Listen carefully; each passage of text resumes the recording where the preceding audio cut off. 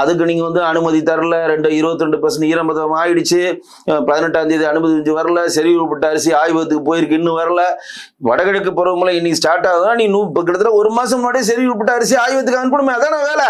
தமிழ்நாடு வாணிப கழகம் என்ன கிழிக்குது?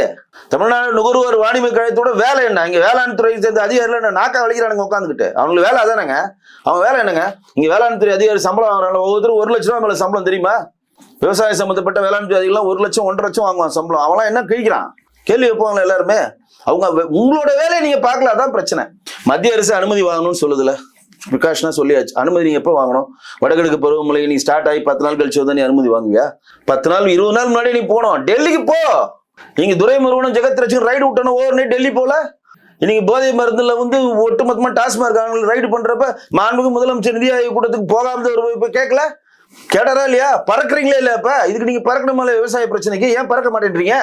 அப்ப ஆய்வகத்துக்கு போனா லேட் ஆகுது, நாங்களே நேரம் வர சார், எங்களுக்கு ரிசல்ட் உடனே கொடுங்க சார், எங்களா மூட்டாங்க இருக்கு. இதாங்க ஒரு அரசனோட வேலை. அதுக்கு தாங்க ஓட்டு போட்டு தேர்ந்தெடுச்சோம். நீங்க செத்து போட்ட போனதுக்கு மாலை போட்டேன், இளவு வந்துச்சு, ஐயோ இளவு ஆயிடுச்சு, இனிமேல் இளவு பாத்துக்கிறோன்றதுக்காக தான் இந்த அரசாங்கத்தோட கதை.